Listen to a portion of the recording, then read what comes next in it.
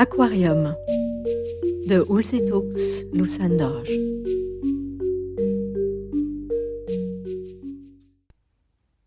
Voilà exactement 1 an que je suis ici.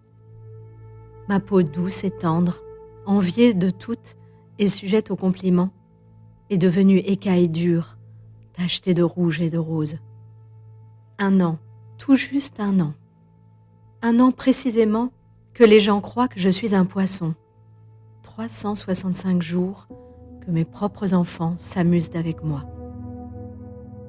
Au moment où j'ai acheté cet aquarium, je ne me doutais pas que je préparais mon cercueil. Si je l'avais su, j'en aurais bien sûr choisi un plus grand. Je suis claustrophobe. Au-delà des frontières de ce petit aquarium, mon appartement de 4 pièces et mon bureau, si spacieux et lumineux qu'il fait s'extasier tout le monde, et même la vaste steppe de ma Mongolie natale, aux étendues infinies, honorées de tous les poèmes et toutes les chansons, tout cela me semblait pas suffire à reprendre ne serait-ce qu'une seule fois mon souffle, tant j'étouffais. J'avais besoin de plus, de beaucoup plus d'espace que les autres. J'étais tellement loin d'imaginer, et encore plus loin de percevoir dans une vision onirique que l'espace dont je rêvais et dont j'avais besoin était au final ce petit aquarium. Si loin que Dieu avait pris toutes les décisions à ma place. L'aquarium. C'était un fait. Cet espace que je désirais si fort avait la dimension d'un aquarium. Ce n'est qu'au moment où ma fille, décidant de décorer l'aquarium, commença à jeter sur moi l'un après l'autre les jolis coquillages que j'avais mis tant d'efforts à collectionner pendant des années, que j'ai repris connaissance et que je me suis réveillée. Ces petits coquillages marins que je pouvais tenir auparavant facilement dans ma main étaient devenus plusieurs dizaines de fois plus grands que moi. J'étais en panique. En fait, j'étais morte de peur. Je me suis mise à sauter partout.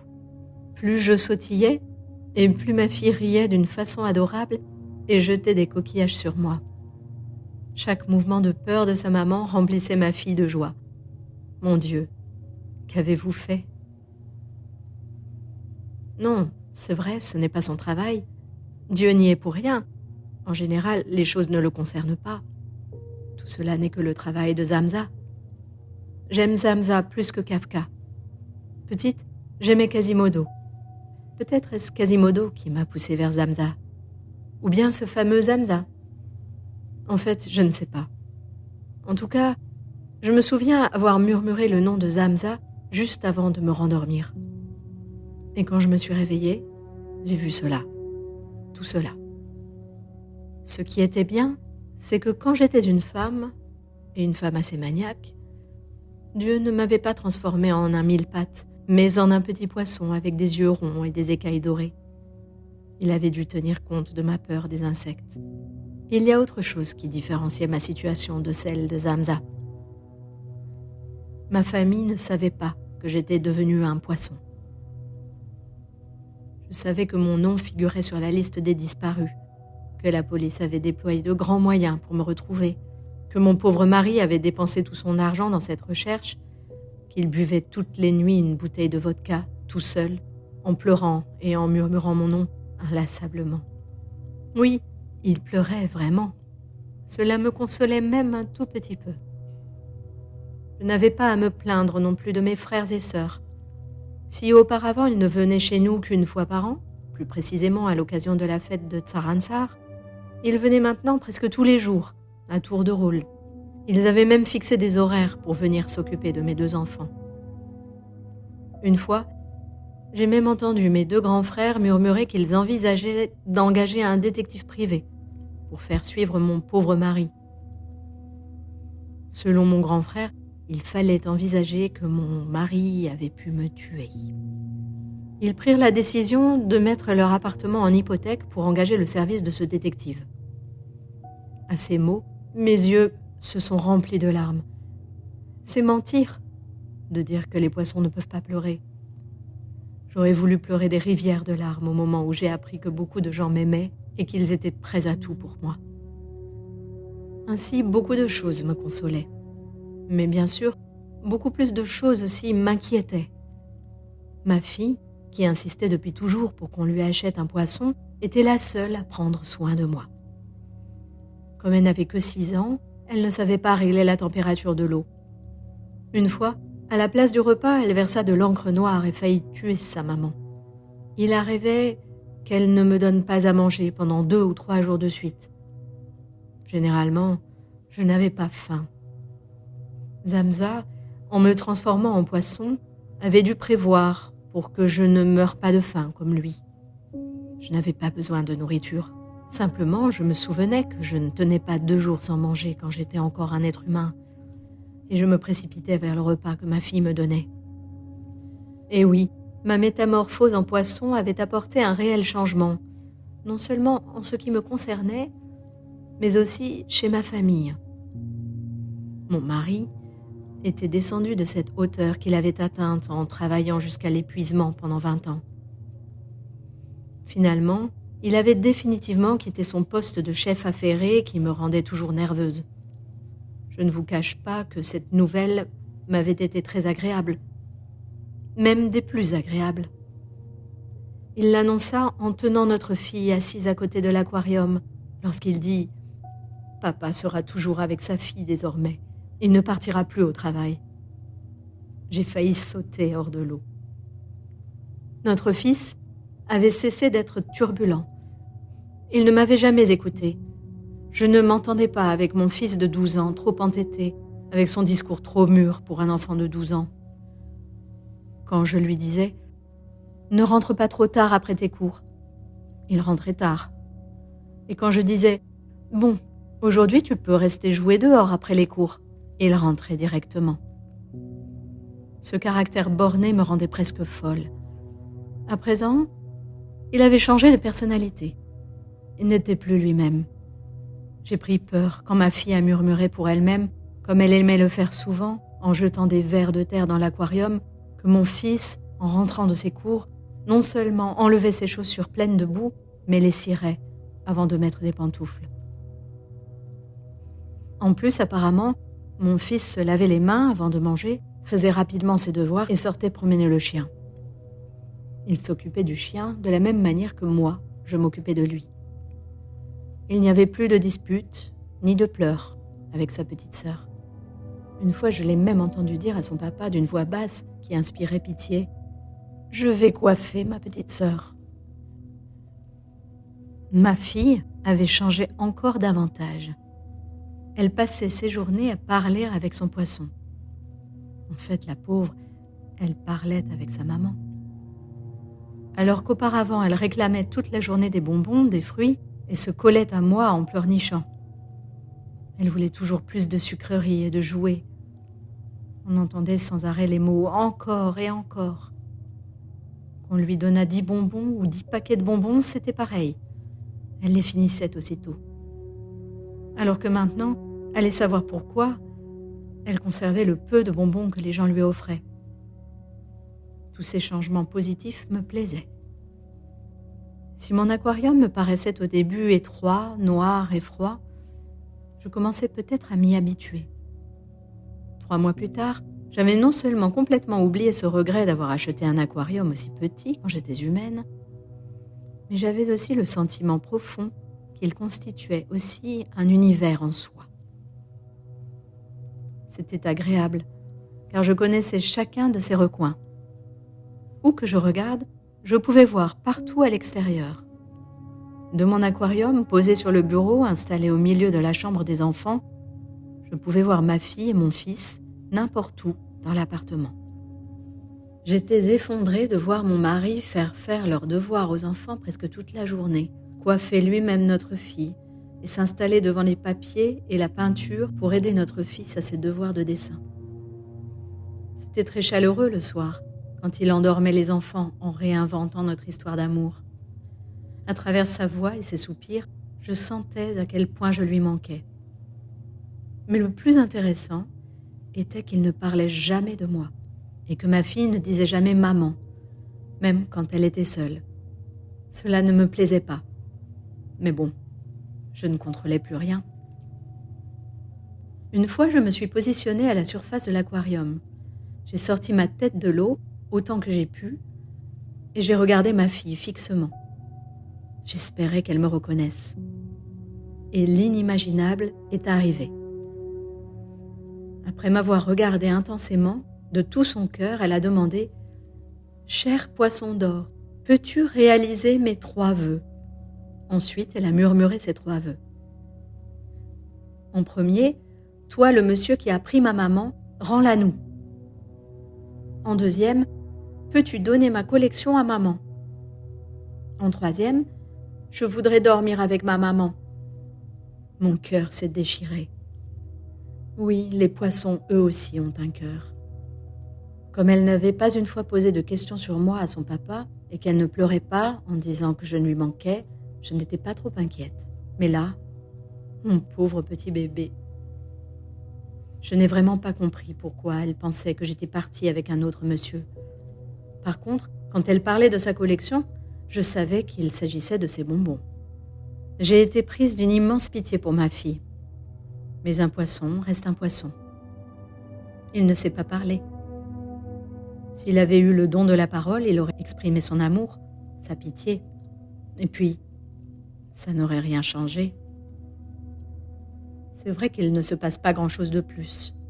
La plupart des gens ont une vision qui ne dépasse pas la dimension de leur propre misère. Pour cette raison, quelle différence y a-t-il entre parler et ne pas parler ?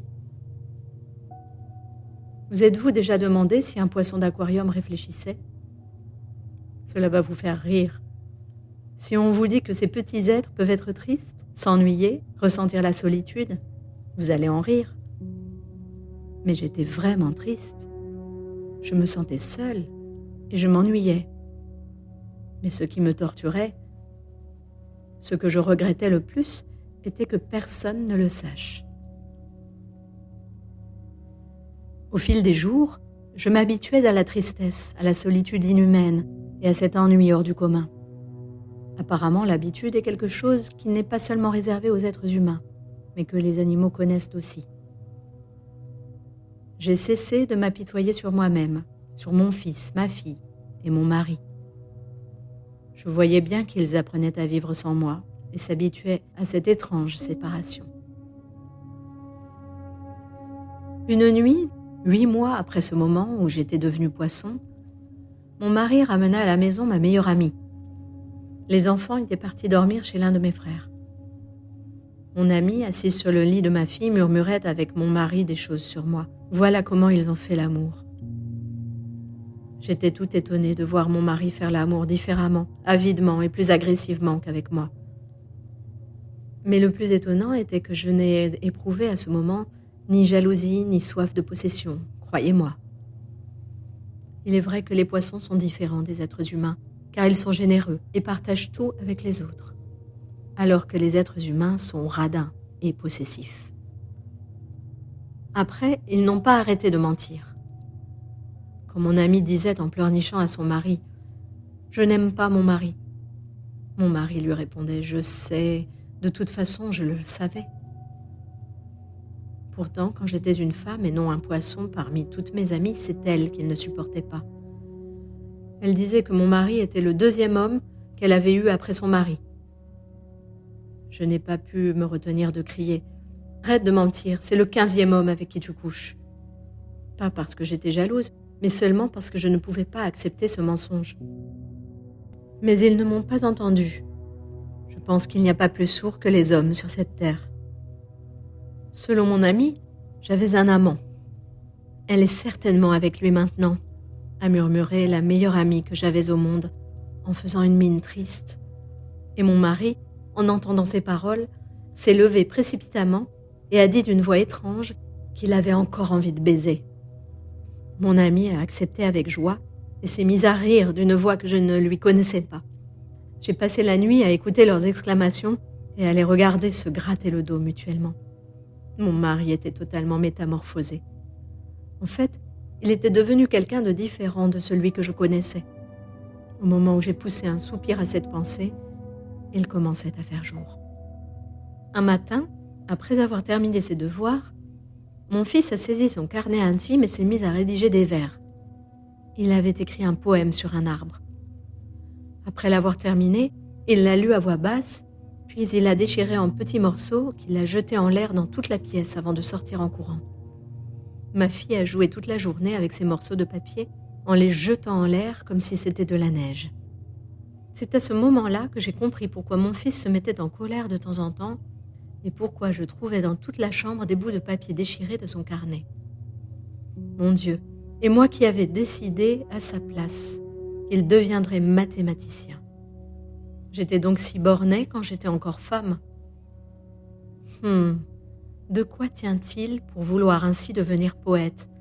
Me demandai-je du matin au soir en nageant. Vers le soir, quand mon fils est rentré, je lui ai trouvé l'air très fatigué. Il s'est assis en regardant à droite et à gauche, puis il s'est levé brusquement et s'est rapproché de l'aquarium. Il avait envie de faire des bêtises.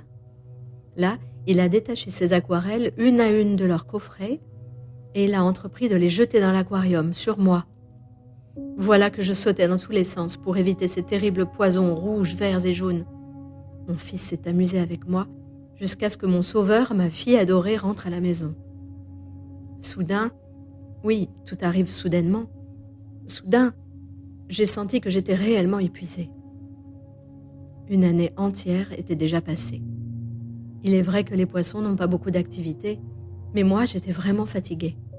J'étais épuisée à force de voir tout ce que je n'aurais pas dû voir. Chaque fois, j'étais inquiète, gênée. J'avais peur et honte de quelqu'un, peut-être de moi-même, et je souffrais d'observer avec mes yeux de poisson l'intimité de mes proches. Apparemment, nous jouons tous deux rôles. En fait, il suffit de montrer aux autres l'un de nos deux personnages. Tout le monde essaie de montrer au monde extérieur son meilleur rôle, celui de quelqu'un de bon et de gentil, qu'il s'est inventé et dont il se sert comme d'un masque. Mais si ce second rôle est différent du premier, j'ai compris que c'était comme cela qu'il fallait s'adresser aux gens, au masque qu'il s'efforçait de créer. En fait, à quoi bon s'acharner à enlever à quelqu'un son masque et dévoiler son véritable visage ? Finalement, j'étais contente de moi, satisfaite d'être devenue à ce point philosophe et d'être devenue non un simple poisson, mais un médiateur. D'une certaine manière, je me plaisais en poisson. N'avoir aucune responsabilité, ne vivre pour personne, n'aimer personne, n'être jalouse de personne, ne pas se mettre en colère, ne pas s'énerver, ne crier contre personne, ne recevoir de reproches de personne. En fait, ainsi, il est possible de vivre.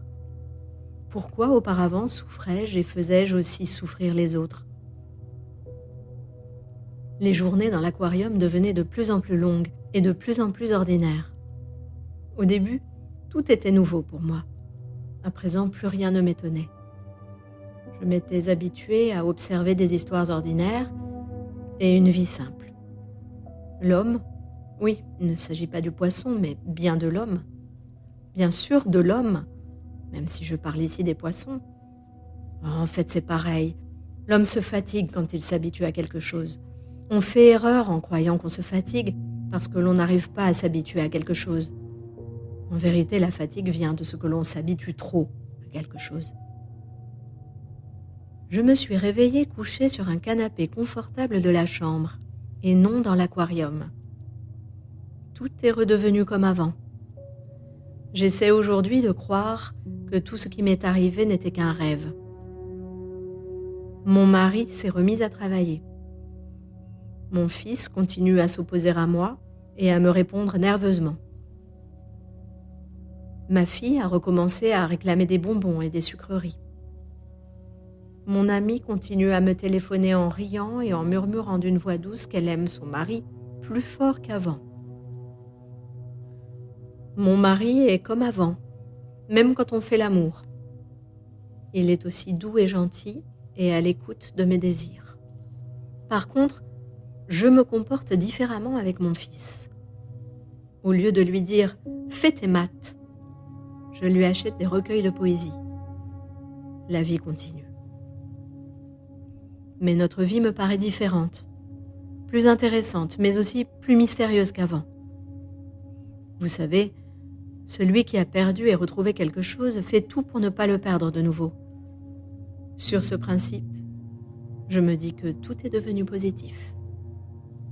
Une fois, j'ai demandé à mon mari de me raconter en détail, sans rien oublier, tout ce qui s'était passé en mon absence. Alors que je savais tout. Oh, ces êtres humains! Les poissons ne feraient jamais une chose pareille. Savez-vous ce que j'ai entendu? En l'écoutant, j'ai été sous le choc. Apparemment, mes frères avaient réclamé de l'argent à mon mari. Ils l'avaient menacé de le mettre en prison, de mettre nos enfants à leur nom et de garder tous nos biens. Ils étaient venus le voir quotidiennement en son lieu de travail, provoquant chaque fois des disputes, ce qui l'avait obligé à quitter son emploi. En me racontant qu'il avait déprimé et qu'il avait bu presque tous les soirs tout seul, mon mari n'a pas su se retenir de pleurer. Apparemment, notre fille pleurait tous les soirs, assise dans sa salle de bain et appelant sa maman à voix basse. Notre fils avait décidé de devenir mathématicien et suivait des cours de perfectionnement. Ainsi, mon mari me raconta tout ce que je savais et tout ce que je ne savais pas. Il laissa juste de côté qu'il avait couché avec mon ami. Je ne l'ai pas interrogé là-dessus non plus. De toute façon, je savais qu'il ne me dirait jamais rien. J'ai pleuré longtemps, prise de pitié pour mon pauvre mari et déçue pour mes frères. J'étais persuadée que mon aquarium, bien que petit, me permettait de tout voir. Comme ces 4 murs étaient en verre, j'avais eu l'impression de voir les 4 coins du monde entier. Mais un aquarium reste un aquarium. Il est entouré à l'extérieur d'un autre aquarium. La vie qui continuait dans les 3 autres pièces était au-delà de ma vision, ainsi que tout ce qui se passait au-delà de mon appartement de 4 pièces. Et ainsi de suite. Nul besoin d'en parler. Après avoir pleuré en découvrant la vérité sur mes frères, mais aussi en sentant dans mon cœur la rancune que j'avais contre eux, je me suis sentie soulagée et j'ai demandé à mon mari « Reste-t-il d'autres choses dont tu ne m'avais pas parlé ?» En l'interrogeant, je ne m'attendais évidemment pas à une réponse. J'avais juste posé la question comme ça. Pouvez-vous imaginer ce que mon mari m'a répondu ? J'ai couché avec ta meilleure amie. Voilà, ce chapitre est près de toucher à sa fin. L'histoire se termine ainsi. Cette réponse de mon mari m'a rendue étrangement triste. En fait, rien n'est prévisible. J'étais persuadée que mon mari allait me mentir en cachant la vérité. Alors que non, il m'avait dit la vérité. C'est à ce moment-là que j'ai compris que je ne voulais pas cette vérité et que je ne cherchais rien, ou plus précisément que sa réponse ne m'avait rien apporté. Tout ce que j'avais vu, sans qu'il ne le sache, s'avérait faux. La vraie vie n'est rien d'autre que cela. Peut-être que j'avais envie d'en savoir plus, non sur les autres, mais sur moi-même. Sur moi qui vis dans cet aquarium que je porte à l'intérieur de moi. La nuit dernière, Zamza est venu me voir. Mais cette fois, il a décidé de me demander mon avis. Il a demandé si l'aquarium me manquait. J'ai longtemps réfléchi. Puis j'ai pris la décision de redevenir un poisson. J'ai dit à Zamza, « Plus l'aquarium est petit, mieux ce sera pour moi. »